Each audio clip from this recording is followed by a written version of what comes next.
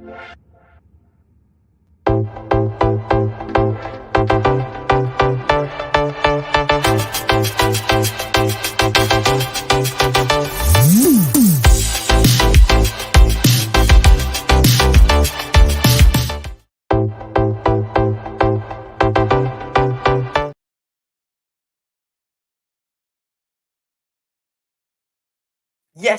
ladies and gentlemen, here we go. We are back on Spurs Live. Hopefully, everyone is doing well. Trying to see what has happened. If everyone here, yeah, everyone here, everyone's good. There we go. Everyone's good here. We got some people in the chat already. So big up to yourselves who are in the chat already. Add them lot already. Let's already add them. Cockspur. Okay, yeah, I think he's a bit of a troll, but it's all good. Good to see you, mate. Good to see you. Big up to everyone who's in the chat. Obviously, yes, make sure to subscribe to the channel. Big up to Charlie Spurs N17. Hopefully, you're doing well, my friend. Not too sure what's happening with the internet there. Sorry about that, lads. Let's see. Now, we do have a lot of stuff to talk about today. So before we start, make sure everyone to smash the subscribe button. Drop a like on this live stream. I want to see as many likes as possible. Let's try hit up the likes. Good afternoon, everyone. Good afternoon. Yes, Tobias, good to see you. Yo, Spurs Israel's in here. If you want to join Spurs Israel, more than welcome to. I can send you the link on Instagram, so just let me know. Oscar, good to join. Good to see you, everyone. Yeshai, Saul, nice to see you, mate. Georgia boy, good to see you. Lads. It's another big one. It's another big one. I mean, it's one of those where it's either. I mean, big up to Leo who's in here, by the way. Big up to Leo. He actually went to London and went to the North London derby from Denver. So big up to Leo. So let's look. Big game coming up. We've got versus the Scums, obviously. Well, the second Scums as well. Now, there's a lot to talk about in terms of tactics. So obviously, what we are going to do is we are going to bring up the build lineup board. Because we do like to chat with the lineup board so everyone can actually understand properly what we're talking about. Now, but let's do a quick. I'm not going to get into it too much right now. Big up to Leo. By the way, here's a link if anyone does want to join. I'm going to put the link here. Let's see. No, I'm going to put the link here. What's it called? Here's the so the formation. I'm not going to go into too much detail right now about what the formation is going to be, but for everyone's understanding, big up to everyone who's on Instagram, by the way. For everyone's understanding, let me just write Vicario in goal. I'll get into it later on about exactly what I mean. Porro right back, Romero and a Van der Ven. Wait, what is this doing? And a Van der Ven pairing at the back with a Dragusin playing as left back. Middle of the park is going to be Bissouma. We will get into him very, very soon. Pape Sarr on the right. Maddison on the left. Son, Richarlison, and Johnson. Okay, I will share this with everyone right now so everyone can actually see what I'm talking about. Big up forever. Sonny Kisses from Argentina, thank you so much. Big up to Live Stand. Big up to everyone who's in the chat. I'm going to, I am going to share. I'm going to share an invite. This is, if anyone does want to join from Instagram, you're more than welcome You know how we do it here in Spurs Live. Everyone can join. Oh, what happened there? Yeah, let's continue here. I also post it here. The link so everyone can join if anyone does want to join, have their say. Let's see, wait, let me just make sure everything's good.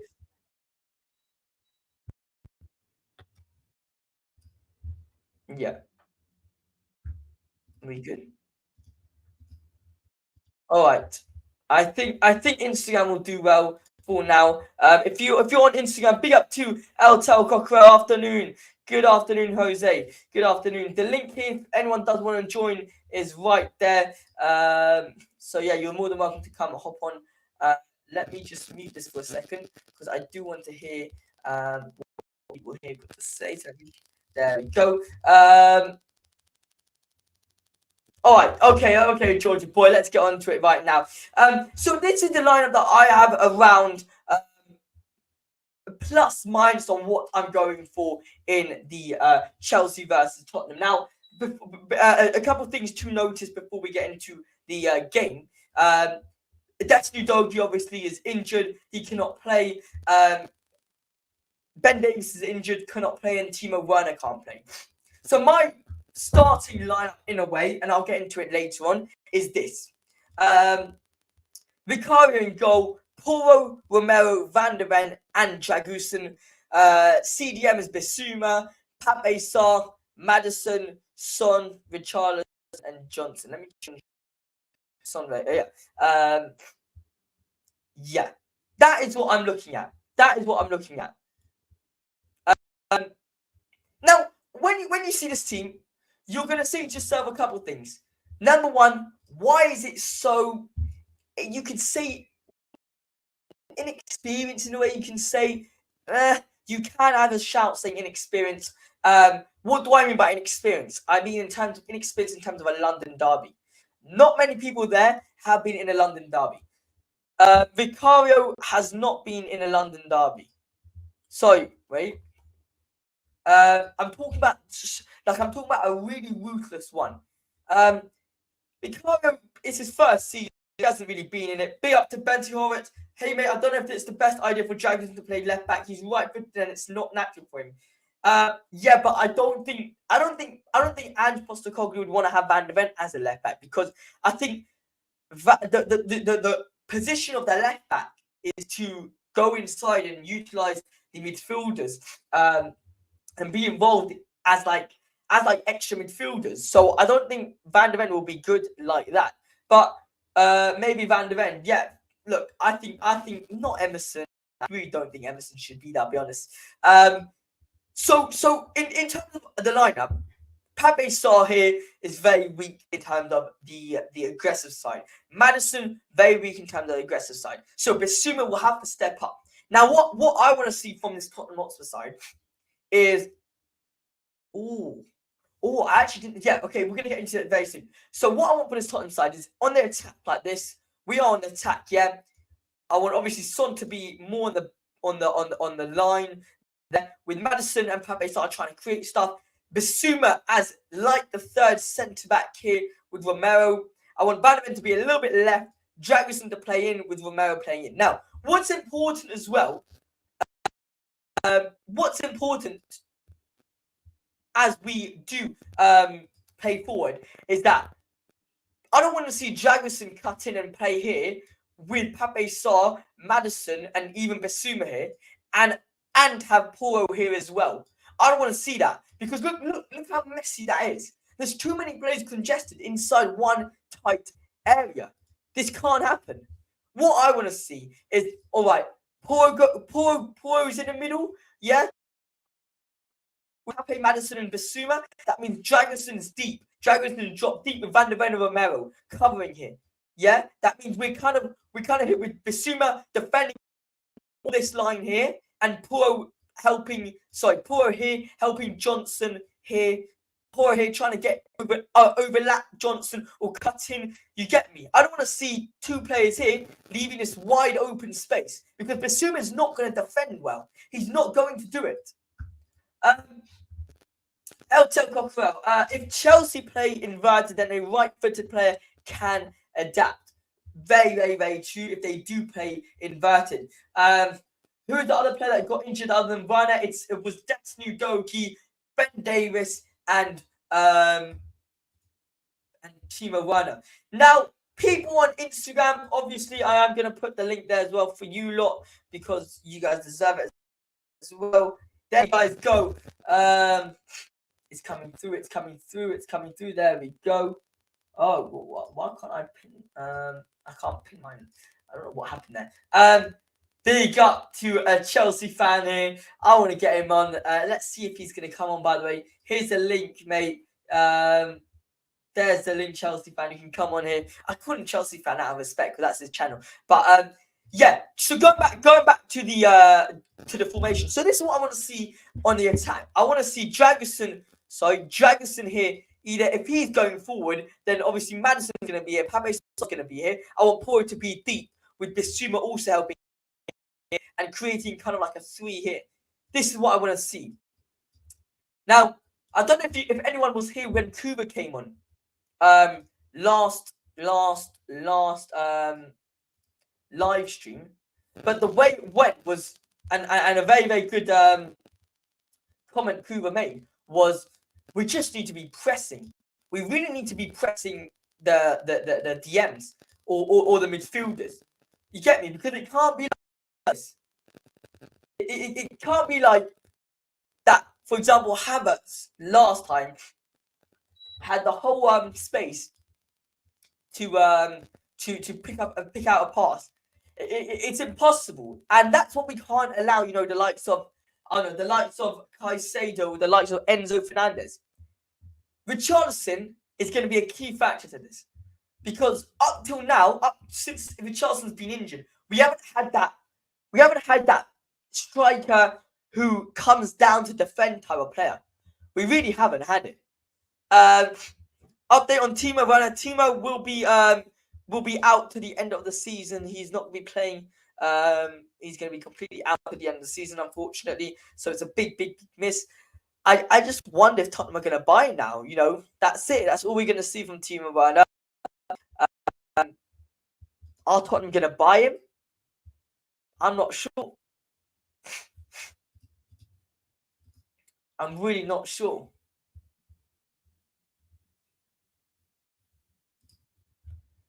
What are we saying? What's the comment saying? So, just going to go back on some Instagram comments if I missed any. Emerson should be left back. Yes, there's been a couple of shots of that so far this live stream of Emerson playing left back. I don't really want to see that. I've seen enough of Emerson over the years.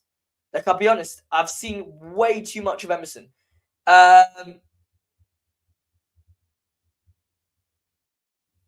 What is that? Is that? I couldn't see the emoji. It might be game over for Werner.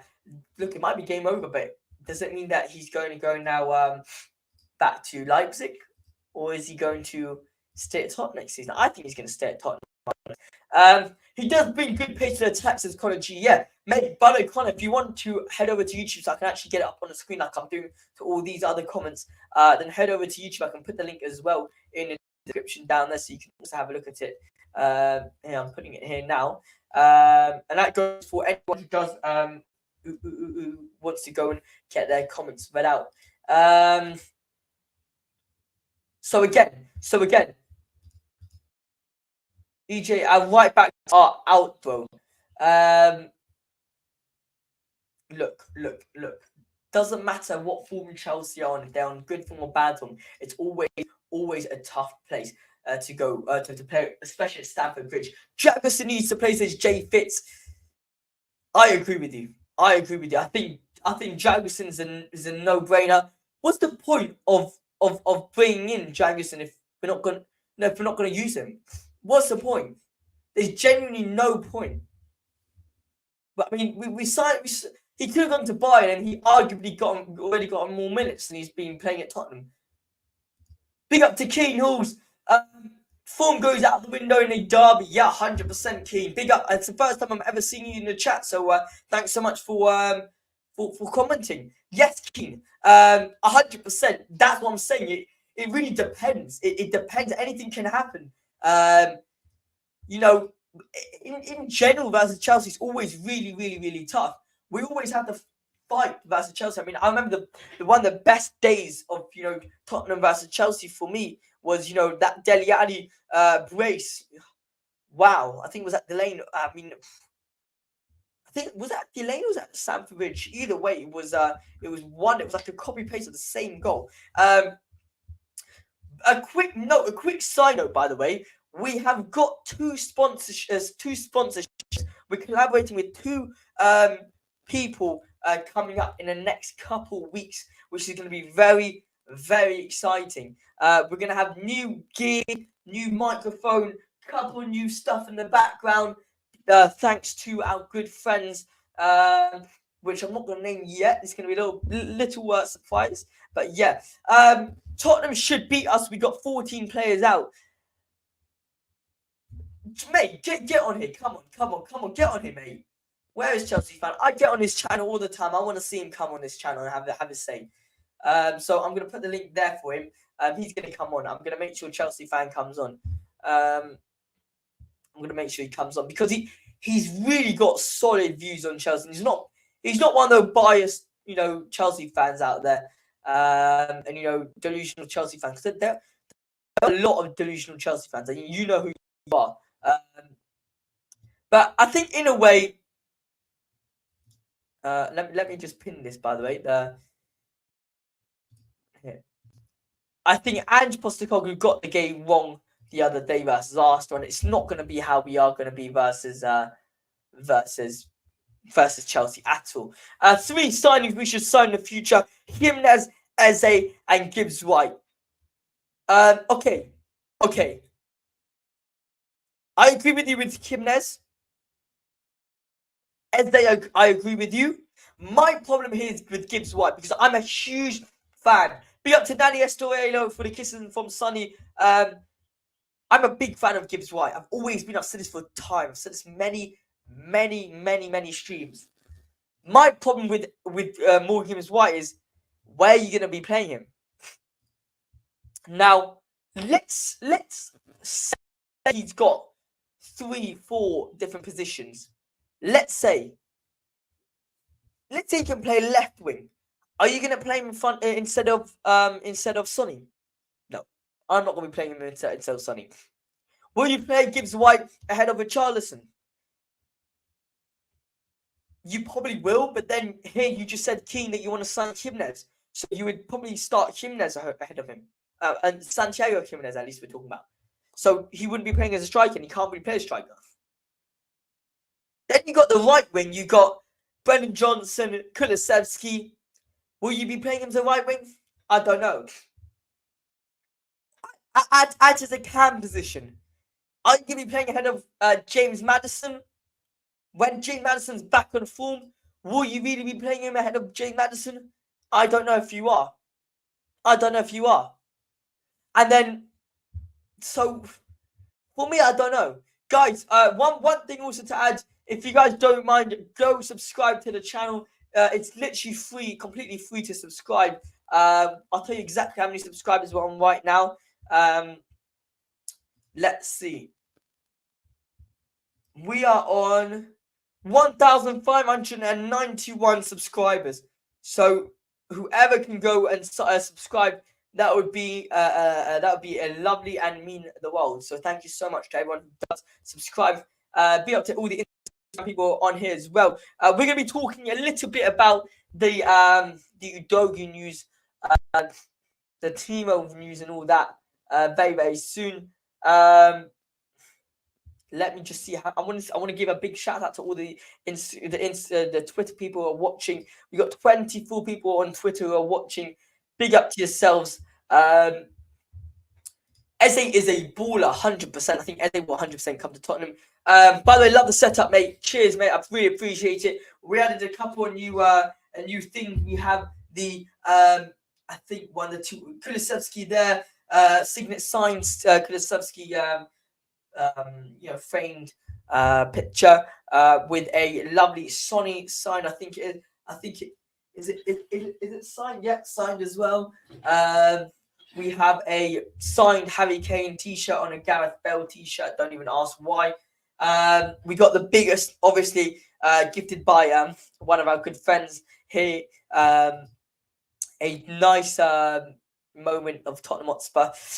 Yeah, very cool. 100%. Thanks, mate. The disrespect on Ange is questionable. He moved from the Scottish League to the Prem and has become one of the best managers in this league, mate. I don't think there's a lot of disrespect. I really don't. I just think right now people are kind of, in a way shitting on him. In a way, because he his set piece coach, the way he talks about his set pieces is as if he doesn't want to hire a new set piece coach, but he doesn't want to take the blame for the fact that set pieces aren't the way. And do I have that again? Am I going to bring it up? I brought it up last time. You know what? We're going to bring it up again.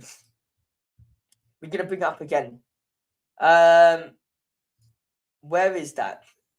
It's on desktop. It's the Saka's thing. It's Saka. Here it is. So this is what I was talking about last time. If anyone was here, by the way, smash the subscribe button. If anyone hasn't yet, would very much appreciate it. This is exactly what we were talking about. This is what we were talking about. Last live stream. Where is it? Can I get it up? Okay.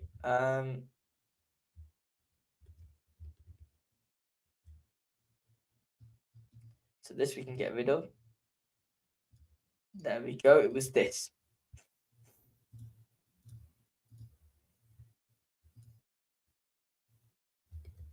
Right.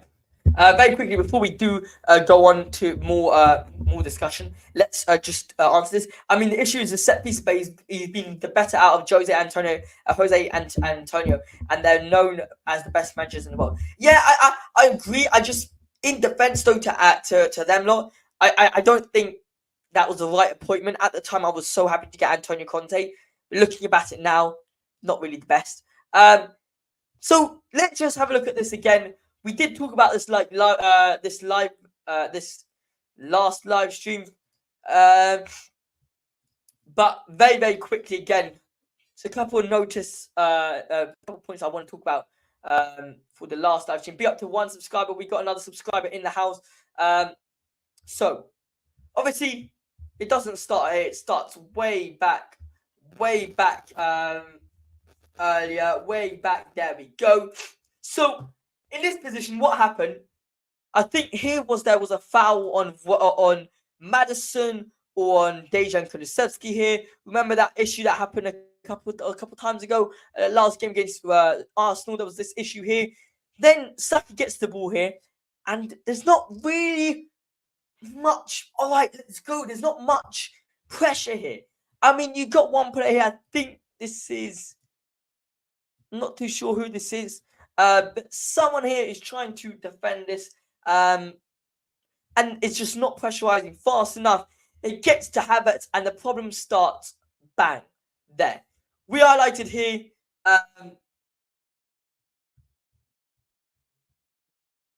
We highlighted here. Saka here. Obviously, he's going to be going into the space right here where the red arrow is, and you've got 1, 2, 3, and 4 players not going to mark on Saka, even though there should be a Mickey van der Ven here trying to secure the line. Kai Havertz here, obviously getting the ball. Pedro should be pressurizing him here. Bang on him. Bang, bang, bang. This whole square here, I don't know if you can see me, doing a square here, but the whole square here, can I edit it? Yeah, I can. Can I edit it? Let's try edit it. Okay, there we go. So we got 1, 2, 3, and 4 players here doing absolutely nothing. They're doing absolutely nothing. Ben Davies, which is here, should be already down there. But instead, he just isn't. He just isn't. No one is here at all. No one is there. You can draw a nice circle there. No one's there to, defend and put any pressure on Kai Havertz. Literally no one. And that's where it all starts. That is where it all starts. We slowly move on. Can I even move on? We slowly move on to this. Pass the ball over to Saka. Bang. Goal. Point is, this is not what we're allowed to be happen next game versus Chelsea.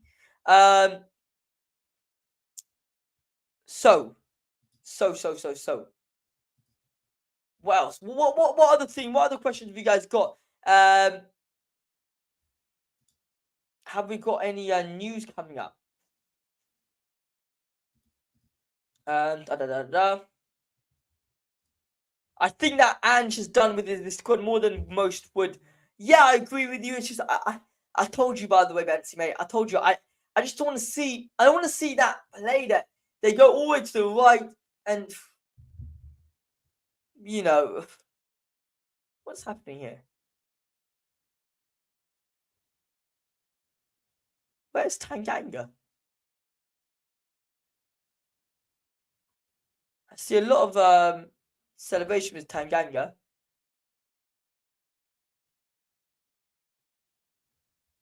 What is it? I don't know. Point is, I just don't want to see a lot of the star play that I've been seeing lately for the past 3-4 games. Start with Richarlison and bench Sonny. I wouldn't. Nah. I can't do that, mate. I genuinely can't do that. You can't bench Sonny just like that for no reason. It's Chelsea, mate. It's literally Chelsea. It's the wrong games to bench him. It's just the wrong games. Tottenham's also playing down interest in Santiago Jimenez, despite a Feyenoord striker being at the stadium for the Arsenal game, and there was a suggestion he is no longer a target, according to Tom Barkley.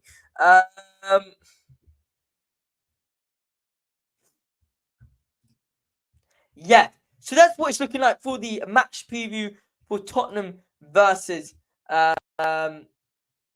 what's it called? Versus Chelsea. Look, I'm very much looking forward to the game as usual. No, I mean you just have to love.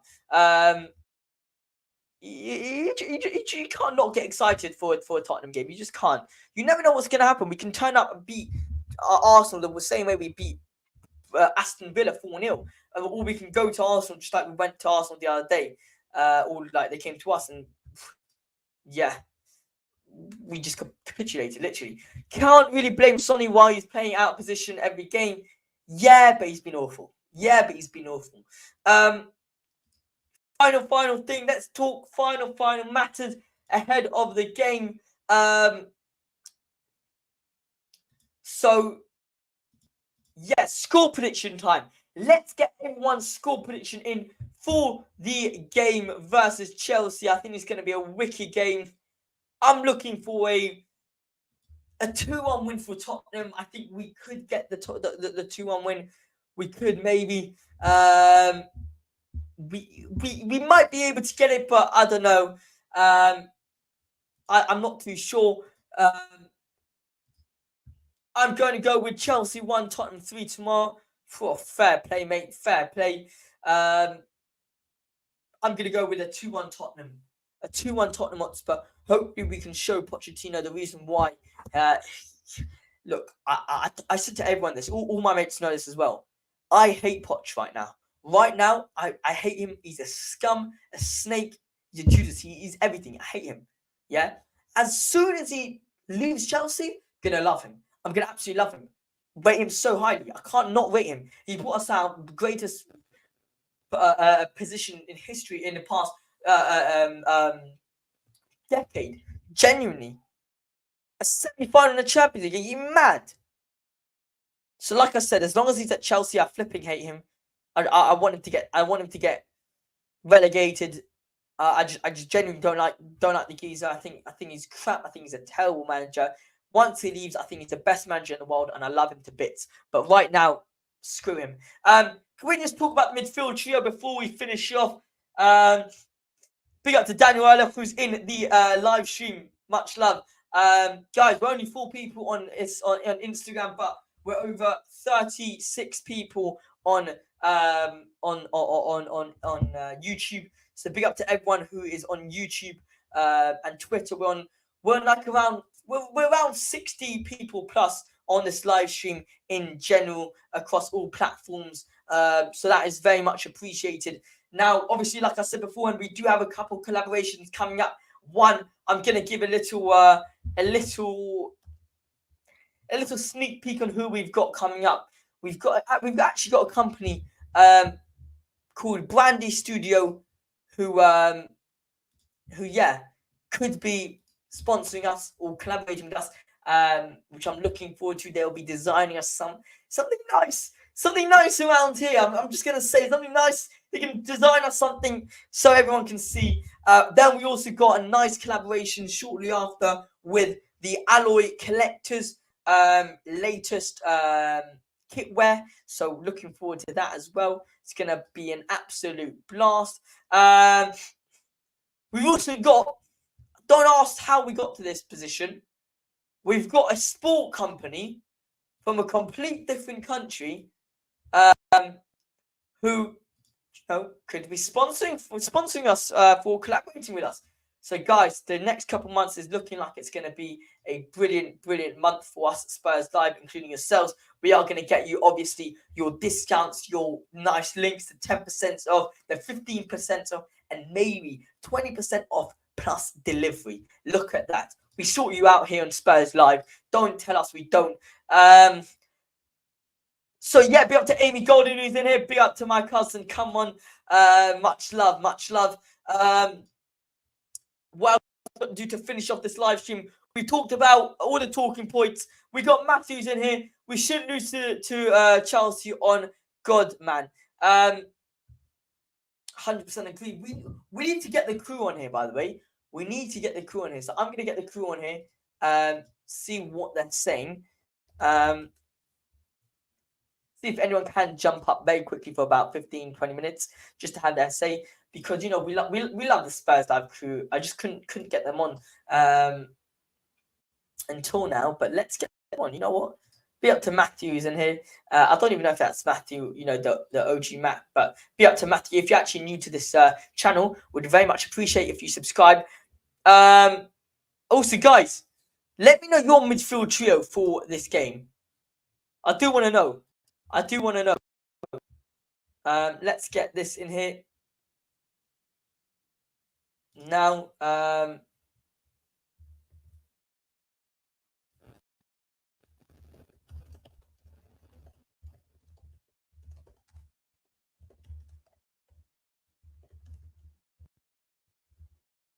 Yeah, I'm just trying to get them on. Keep the comments coming.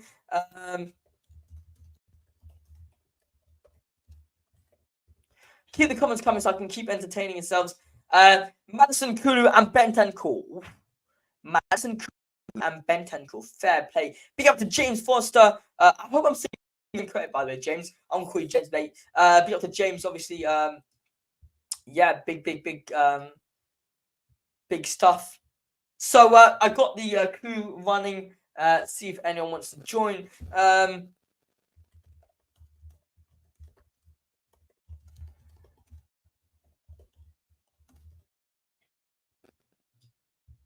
There we go. Sent it out. See if the lads want to join. If anyone here does want to join the live stream, just have their say a little bit. Here's the link up here. Where is the link? The link is down here. There we go. We pinned it to the top, as you guys know. Because to everything green is official. Let's see. So my midfield, I don't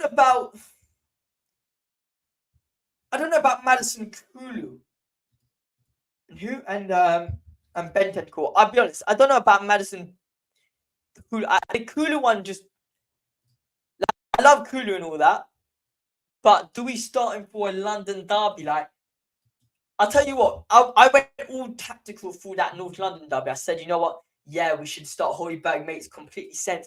Add that physicality in the midfield alongside a little bit of composure sometimes that Bissouma doesn't have. But it absolutely fumbled against back at me. So I don't know what I was talking about there. In general, I just hope we can get one win out of our last. Cheers, mate. Thanks, and Nani Estolo. Thanks for the comment. I really appreciate it. Okay, we got Matt here. Let's get him in. We got a couple of talking points for around 10 minutes. We'll get him in. Yes, Matt. How you doing, mate? Yeah, good, mate. How are you? All good. We thought a quick 10-minute live stream because I'm going to end this anyway. I didn't know who was around. I should have sent the link in the chat. But look, lads, Matt here. So if you guys got any questions, obviously bring them through, and Matt will get on to the top of it. But quick little feeling test. What are you feeling in nice hair? What are you feeling towards the London derby? And or before we actually start with that, I didn't actually get your thoughts on that. I've just been out in the car and it's an absolute nightmare. Nah, it's fine. It's fine for the stream. Well, what were your thoughts on that North London derby, by the way, mate? I didn't even ask you. How was that? Obviously, it's very frustrating. You never want to lose to Arsenal. I hate them with a passion. Especially with them in the title race. I just wanted at least a draw, so they drop some points. That, like, to be honest, I'm more upset about the title race and them getting 3 points than anything else. To be honest, so I didn't manage to catch the game, but I watched Match of the Day, and obviously because there are only a couple of games on, it was very extended. Yeah. And from what I saw, it looks like Tottenham dominated the game. Yeah. It looks like we were the better team. We just weren't able to be clinical in front of goal. And we weren't able to be clinical in front of goal. And they got very few chances, but the ones they got, they took. Exactly. The first goal was an unlucky own goal. The second goal was on the back of us potentially having a penalty. Yeah. What I think was more of a penalty, actually, is if you look at Romero's attempt when he hit the post. Yeah. Okay. Yes. I know exactly what you're talking about. Because but he gets pushed by Partey. Yeah, Partey has no eyes on the ball whatsoever. He's not attempting to play the ball. He just turns round and pushes him in the chest. And I'll tell you what, if Romero, instead of going for goal, had taken that push and gone down, it would have been a penalty. But Romero has tried to be strong and tried to make the header. But the reality is, I guarantee you, if Partey hadn't pushed him, Romero scores that. Yeah. So, I think that was... in general, though, yeah. So that's literally a fair assessment of the game. That really is a fair assessment. I mean, basically what I said versus in the match reaction, in terms of we had the ball like usual, 78 possession or 68 possession. We were in front of goal, just weren't clinical. Now, Matt, coming into the game very quickly, Matthew has asked you a couple of questions here. So if you don't mind, just to answer a couple of these. Do we need to start flop Richarlison against Chelsea? Well, I imagine you would probably say yes because you want Son on the wing. Yeah. Yeah. I don't know. Okay. Wait a second. All good. Now, I think, I genuinely think, we had a discussion a lot. This is a main talking point of the Spurs Live for the past, I'd say a month, even longer than a month, whether Son should be left or striker. We got you guys involved as well. But look, to be honest, I don't know. Like, I really don't know at the moment. And are you saying no? Are you saying you don't know because you don't know if Son should be played on the left, or you don't know if Richarlison's good enough to play up front? I know for a fact that Son should be played through the middle. But yeah, no. I'm saying. Are you saying that you're not sure because you don't want Son to be played on the left, and therefore you'd rather play Richarlison on the left, or are you saying you're not sure because you just don't think Richarlison's good enough to be in that squad right now? In all honesty, I think our squad is missing 3 or 4 key players. Yeah, I completely agree with you. I think we are missing 3 or 4 key players, which, look, if we continue to build with Ange Postecoglou, then I think that maybe not next year, but the year after, we could then be where we want to be. After another 4 transfer windows, we could be the team I want Tottenham to be. In all honesty, the reason I don't know is very simply because I at the moment, where we're missing certain players, I just have no idea what the lineup should be.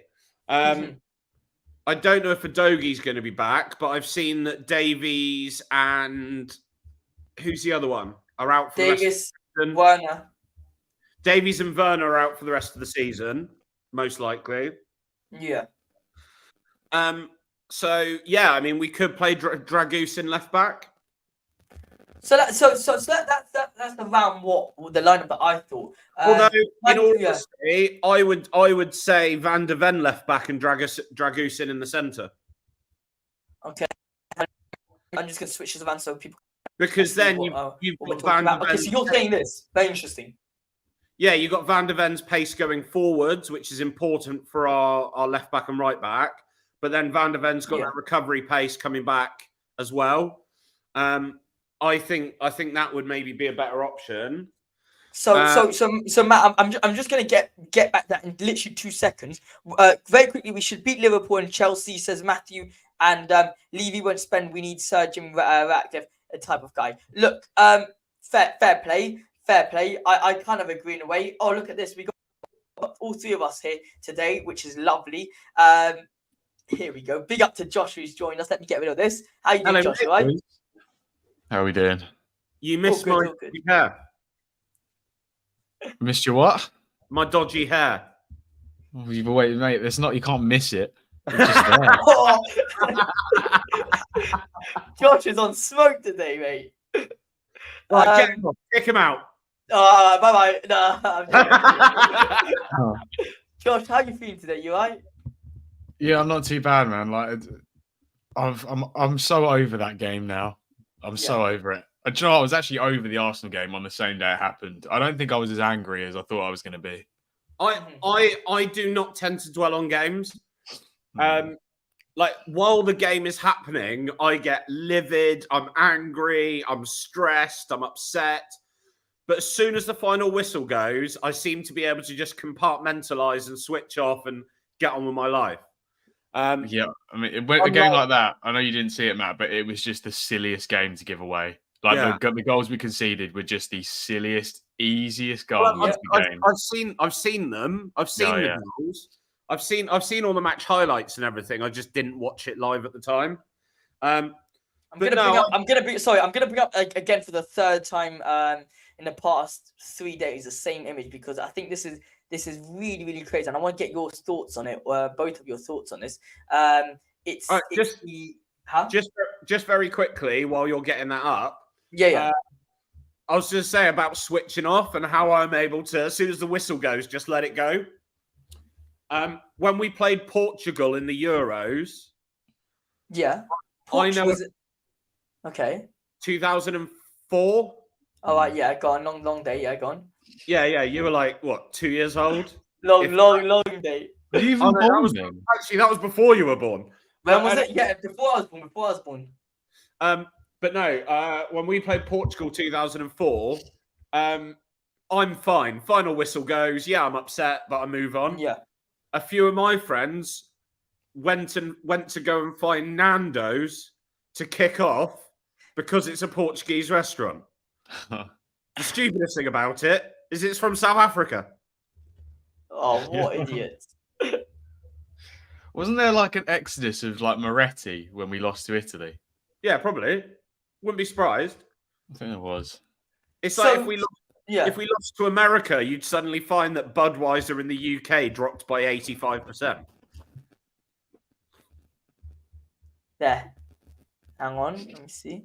So this is their second goal. So this is around what happened in the second goal. Now I don't want to go on about it because I've spoken about this so many times, and yeah, I'm pretty sure everyone out there is quite boring of hearing my thoughts on this. But just both of you, if you could both, whoever, I don't mind who goes first, just talk me through this, because this is how the goal started. Obviously, Saka here, being pressed by one person, passes the ball to Havertz, who's completely free there, has all the time in the world, no one's pressing him at all, sees Saka's run, obviously, no one's tracking Saka, you got Mickey van der Ven playing centre-back, ball goes over to Saka, once again, Ben Davies is in a mispositioning spot, you can argue if you can blame Ben Davies on that, or you blame Porro because of the pressure, Saka gets the ball, obviously, 1v1 versus Ben Davies, and we all know what happens then. Saka scores. They said it on Match of the Day. Ben Davies should have been the other side of Saka and ushering him to the right, so he had to shoot across the keeper, but he doesn't. He gets caught out, and then he gets wrong-footed, and obviously Saka cuts in for the strike, which Saka does very well. He's one of the best in the world at it at the moment. But Ben Davies should have had a better shape to stop him cutting in. Josh, can you see this a lot during Chelsea now? This kind of goal. Could you see this versus Chelsea happening? I mean, you can see Palmer trying to do it because it's going to be what Palmer tries to do. But like ultimately, I feel bad for Davies a little bit because he actually was okay throughout most of the match. Like he actually dealt with Saka okay. Considering how much of a mismatch he did all right, but unfortunately, that's one mistake that cost us. Well, yeah, that was the difference. I think one word is clinical. Arsenal was so clinical on the day, and we were so wasteful in and out of possession. But the piece is the lot of it. Romero, unreal performance from that man, but he should have had a hat trick. He easily should have had a hat trick on the day. Our set pieces were just as good as theirs, but we just couldn't put them away. No, to be honest, the only difference between the two teams I see is that they were clinical with their chances and they got a lucky own goal. And we just weren't lucky. We weren't lucky. Well, it's luck, but then you've got to have some accountability as well. Because of course, we weren't clinical. I'm taking into account the big teams just get it done. I feel like the top teams, they just get it done. But we are still again, I'm not going to get too ahead of it though, because they're in year 5 and we're in year 1. So it's that's where you got. And to be fair, if you'd have told me that we go head to head with them, considering where they are in their project and where we are in ours, I know it's the same result as last year in terms of it's a loss at home, but it was night and day performance wise. Last year, I didn't give us a prayer. We got a draw away from home. All right, we lost, but I'm not gonna lie. Another 10 minutes, it probably would have been 3-0. But this, what were we saying? If the game had kept honestly, if given us another 5-10, we would have scored 100%. I think the most important thing though, Josh, is that it's not we were going to score. I think Romero would have scored. Romero is Romero should be playing striker for all I care. I mean, the way he. I know it was a bad clearance from Raya, but when you're in that position, you want to finish there. Romero was world class, and they picked up on it on Match of the Day. They were talking about his heat map. They said that the second half, Romero was just like, I'm not lying down. He was outrageous, and it was the definition of taking the game and going, no, we're not losing. I know we didn't get it done in the end, but he was that mentality. It's an old school mentality of, I'll do it then. If you're not going to get it done, I'll do it. He was brilliant, and I know we've been raving about Van der Ven, but I'm not going to lie. As far as I'm concerned, I love Van der Ven. I think he's great, and I think within the next couple of years, he will be one of the best centre-backs in the league. But I also believe that with Romero there, I reckon in 1 or 2 years' time, we could have the best centre-back pairing in the league. It'll be back to the days of having Alderweireld and Vertonghen. Yeah, I just feel so bad for them because, you know, other fan bases don't believe us when we say our defenders are genuinely outrageously good because of our defensive record is pretty middle of the road. It's the system. Like, it is the system, and it's the one criticism I have of Ange. He does leave it. It's set pieces and the system out of possession. I'll tell you something that needs to be addressed, and it is really, really grinding my gears now, right? Clubs have done it consistently against us all season, and I think they're going to continue to do it because they know it works, and that's putting players on Vicario to stop him being able to do his job, right? And the reality is we need to put a defender on the player next to Vicario, and our defender needs to be easing them out the way so Vicario can do his job. We need to be putting a player on the player on Vicario. So Matt, here's the question for that then, for both of you, by the way. Zones or man for man? What are you guys choosing? I hate zones. I hate zones as well. Makes no sense. It's never worked. Literally. I hate zonal marking with a passion. No, it's literally the biggest excuse for players to not take accountability when it comes to clearing the ball with a header. Yeah. Because do you know, for every goal, I love them, but I just see Van der Ven and Romero looking at each other with just raising their shoulders going, well, I thought you had it. Every single time people put it in the same area, the same cross, every single time. I hate zonal marking. I hate it. I've never liked it. And the reality is, like, for that reason, I think we need, over the summer, we need 3 or 4 more players, and not just squad players, not just to bulk up, not youth players. We need 3 or 4 ready-made starting 11 players. I mean, need more size, massively. That are going to come in and positively affect the side, right? Declan Rice at Arsenal has joined the team and he's gone straight into the first team.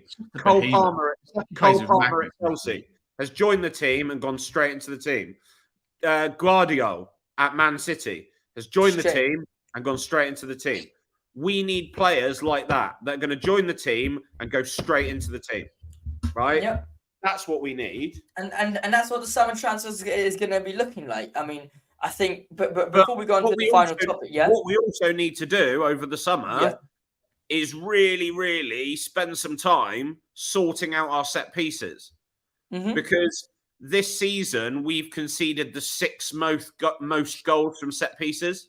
This is on Ange and his coaches as well, because he's had this problem at Celtic. This isn't a new problem. I don't want to be rude, but I don't want to be rude. But who's that coach that died? Was it the set piece coach that died for Conte? Do you remember? Oh no, he didn't. It's not him that passed away, but he did leave the club. But he was an attacking set piece coach. Who was the good set piece coach that everyone's going on about? He was the next. I can't remember his name, but he was an ex-banker that we had last year. But he did all our attacking set pieces. He didn't do our defensive ones. Well. Look. Let's talk about the final topic before we go on to the score prediction. And for me, this is the most controversial decision, the whole North London derby game, and I'm pretty sure you boys know what I'm talking about. And that's Mickey Van der Ven's goal. Now, I'm still till now, I got so many explanations why it shouldn't be a goal. One explanation was because he was offside. Okay, he wasn't. The second explanation was because Porro was trying to pass it to Van der Ven, and in today's new rule is that if you try pass it to Van der Ven and he's offside, try and pass it to Van der Ven, he had a shot. Exactly. So my counter was that it's offside. He tried shooting. No, it's very, very simple. Very simple, right?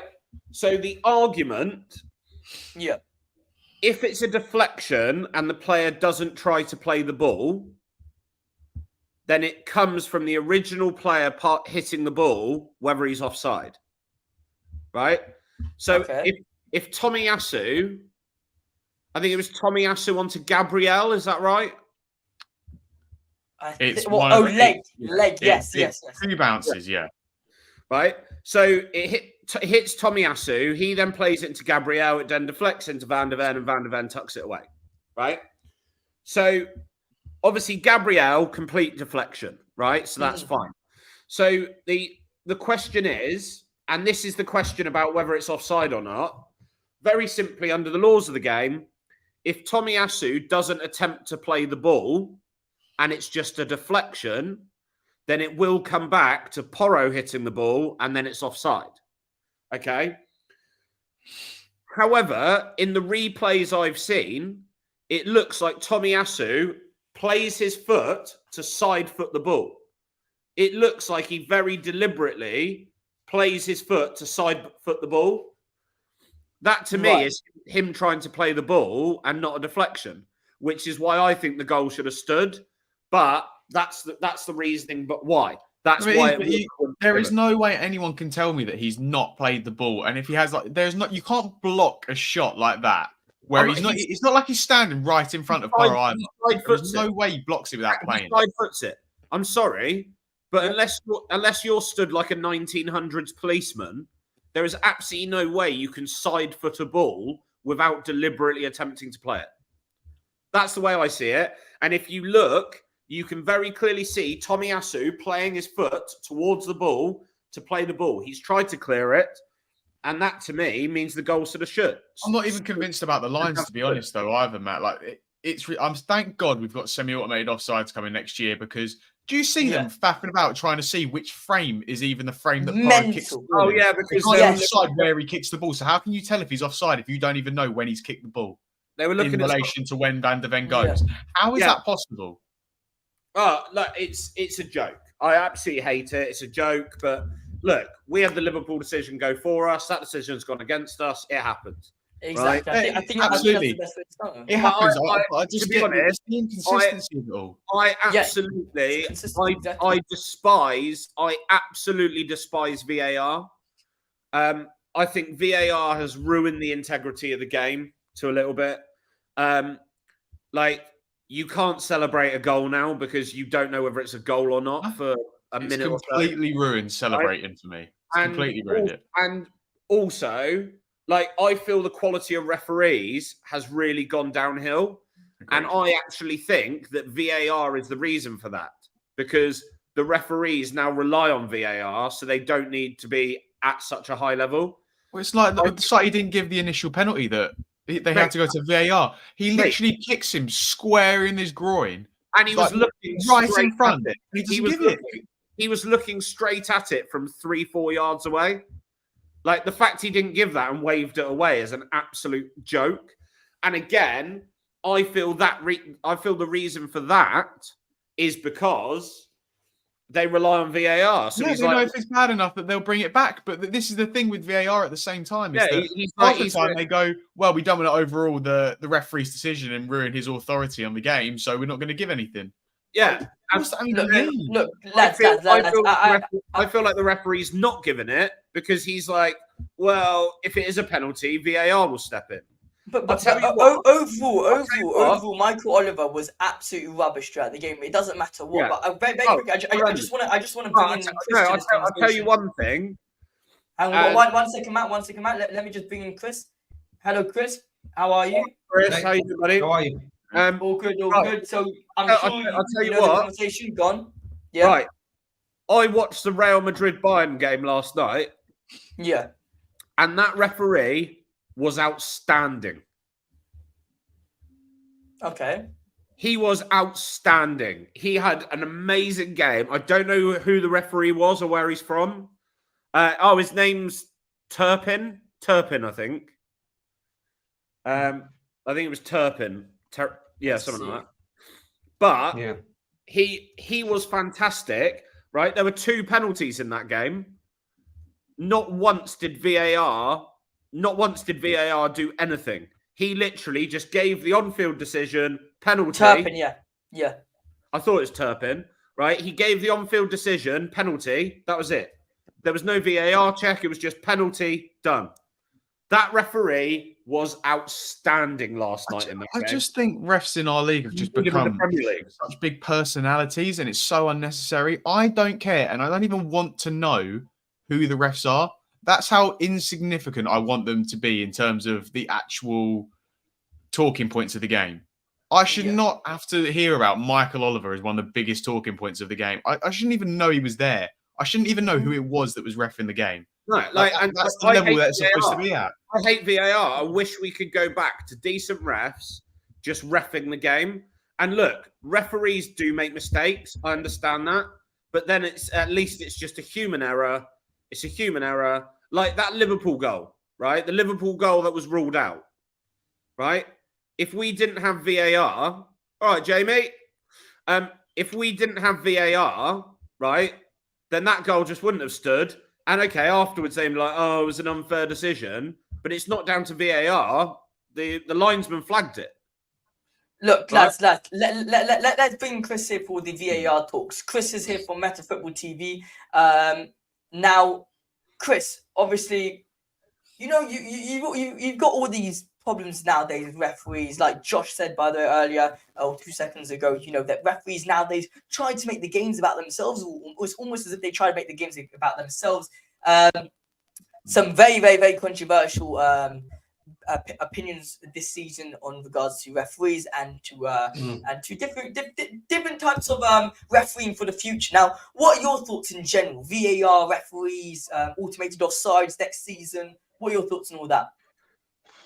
I mean, it's difficult, isn't it? Because when you have a match like the other day, when Mr. Oliver, to call him something at least to be respectful, is right in front of an action that is a blatant foul in the noble parts of a player, and he can't see that or doesn't want to acknowledge that, or is looking for a family member in the stands and he's not doing his job. I don't know. I'm not accountable for him.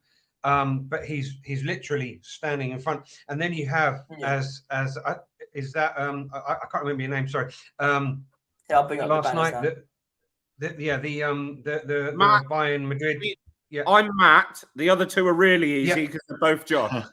Thank you, Matt. Yeah, but what you were just saying, you were alluding to the Bayern Madrid match last night. I think that once you have like a clear-cut decision and you stand by that and you're convinced by that, obviously VAR can't come in. As far as I'm aware of the rules, once the penalty decision has been given, for example, there is no VAR ruling. I don't know. They can. I could be incorrect. No, they can. So right. there was no. Was that on free kicks then, or something like that? I don't know, but okay. Yeah, possibly on free kicks, but for penalty decisions they can. I don't think they can for free kicks and things. Right. But the fact of the matter is, he was commanding last night. I saw, bits and bobs of it, but he was commanding. The penalty was so clear cut last night by Kim Min Jae, or my Chinese not great, but it was obvious. It was obvious, like it was the other day. So VAR is this kind of whirlwind of but it's blatantly obvious. If we can see it, they've got to see it. And if there's any doubt, you've got the machinery there. You've got the other people that are down the road, as Ange says, right? And they're doing it outside the stadium, across from the sweet shop sort of thing. But who's patrolling the patrollers? That's the thing that I get irate with, especially over here in Spain, because it's not. You get the controversy in the Premier League. Where are you in Spain? Northwest above Portugal. I'm south. You're in the wrong place. But you see, the thing is, I hear a lot of fans and Premier League refs are awful. You want to come to Spain, and I'm sure you can attest for that, Matt.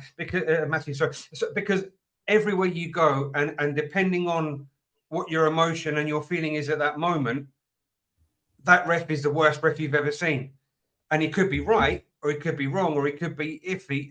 But the VAR has done wonders, but I think it has a long way to go to appease fans' emotions, the tribalism, and to get everything right. Yeah. It's just a mix. It's just, I don't know. And the automated stuff, I'm not too versed on it, to be honest. I don't know. I haven't read up on it, because it's just, it's difficult as it is to now put another thing in top of it. It just drives me mad. So, Chris, I agree with you. And in all honesty, I think we are probably going to have another 10 years of headaches before we finally get to a point where we can go, it's not too bad now. Yeah. You know what? Go on. Yeah, sorry. No, go on, Chris. You know the thing that for example that would make things easier for me, like for goal line technology, for example, is if you had cameras right inside the posts. Do you know what I mean? Instead of having a microchip inside the ball, you had cameras that would actually be able to see downwards inside the goal. So you don't have a microchip, you don't have to draw lines, you don't have to go to the little, cartoony thing. You actually go and check the cameras. They can replay the cameras wherever they are down the road, as I said before, and they can actually see if the ball has actually gone over the line or not. Clear-cut stuff, as opposed to so much high tech that they pay millions for that actually irates fans more than it does good. But that's just my 2 cents on that. I feel like VAR and referees, it's something that we can't take away from the game now. It's been already inserted, and unless you want to move to Sweden, like Ange said, Sweden. It is what it is. Yeah, Sweden. Josh, look, let's go back a little bit to the Chelsea game now. I do want to end the live very, very soon. So, can you give me a couple points that you're maybe a little bit nervous about going into Chelsea, and some points that you think Tottenham can actually go and do something at Chelsea? Well, I mean, obviously it's historically a fixture that's never been kind to us anyway, regardless of where either side have been in terms of strength, position in the table and whatnot. It's definitely the most probably emotionally fueled game there's been in years in terms of Poch being on the other side. Will he be sacked anytime soon? Everything that's going on around Chelsea with, Bowley's tenure, because I think he's now going as well, isn't he? And I think it's early 2028 that it's been decided he'll be leaving and the reins will be changing. And then in the same breath, I mean, they're still got a chance to fight for Europe, I think, like the Conference League and stuff. So they still have something to play for. And we've still got a sort of dying ember of Champions League football there. I don't think we'll get it over Villa now. I think we've dropped too many points in our last few games for that to be a reality, despite the fact that they've, let us in with a good chance in the past few weeks as well, because they've been dropping points like mad. But I think this is one of pride, to be honest. I think we shouldn't have got spanked by them at home. And that was the sort of, if you look at it, really the turning point of our season. That sort of mad 15 minutes, the two reds. Well, I know they come outside of 15, but that 15 minutes of the red and the two injuries to Mickey and Maddison. And then obviously Udogie gets sent off, and it just sort of derailed the entire season, because at that point we were unbeaten and it looked like it was going to take a lot to stop us for anyone, really. So I think it's a good revenge game and a good chance to bounce back for those players that played against Arsenal. So I think out of pride, we can't lose, because Chelsea just ship goals like no one's business. And I don't know if Palmer's back for this one, because I know he missed Arsenal, but regardless, we should have more than enough to beat them, even with our injuries, in my opinion. I think a lot of the comments agree with you here with regards to that. But Matt, don't go and lose. If you can't win, just please don't lose to them again. Yeah. To be honest, right now, I just want to finish fifth, because I don't think we'll get fourth. No. Right. So on that basis, if someone said to me, right, you finish fifth, season ends tomorrow, I'd be like, yeah, perfect. Move on. I just want the summer. I want the transfer window. I'm over it. Like, the end of the season, I'd take fifth spot and move on. That's all I'd want. I think a lot of fans are now ready to accept that fifth spot. I'll be honest. I mean, let's not be stupid. I mean, unless you can show me on recording that anyone out there said that they want Europa League over Champions League next season, let's not pretend that we wanted Europa League. We all wanted Champions League. Obviously, we'd be happy with anything. But it's an improvement on last year. And exactly. Yeah, but you know what's quite annoying, Matt, though, is that I see a lot of Spurs YouTubers now. I'm not going to name any names, but a lot of Spurs YouTubers now saying, yeah, you know what? I always wanted Europa League. I wanted Europa League. I wanted this. I wanted that better than Champions League. That's rubbish. I hate playing. And I'm like, well, we are in a point now where we are going to be getting Europa League ahead of Champions League. It's looking like. So whatever. Chris, what are your thoughts going to Chelsea? Are you nervous? Are you happy? You excited? I'm not nervous because I'm not going, but yeah, I mean, I listen. Fifth is fine for me, whether we win, lose, or draw. It doesn't really bother me because I'm into the mid to long run. In with this new project and with this new manager, and I'm Ange in 160 million%. I think that it has to be a blueprint for the now and for the future for the club to have an identity again.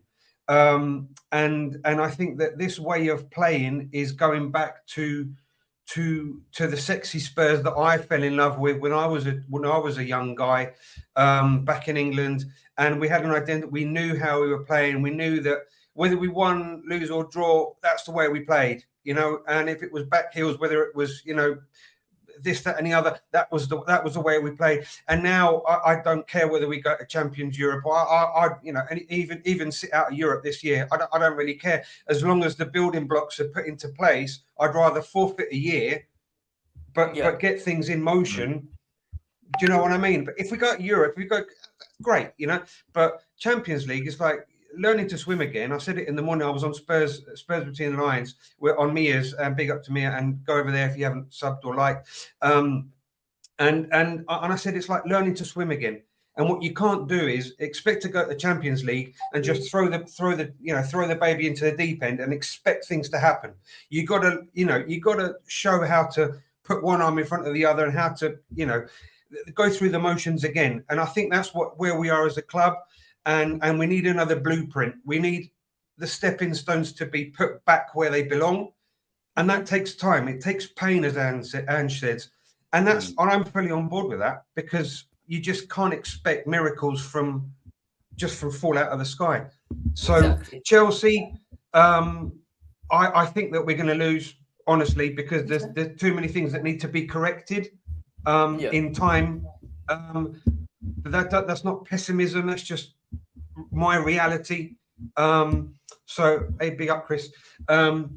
I think that our midfield there's no cohesion. There's too much technical stuff that I see that the team is not. There's no cohesion. There's no regaining the ball after on the counter press. We saw it against Arsenal. It just doesn't seem to be working. There's stuff that Ange sees that doesn't work, and the players are not.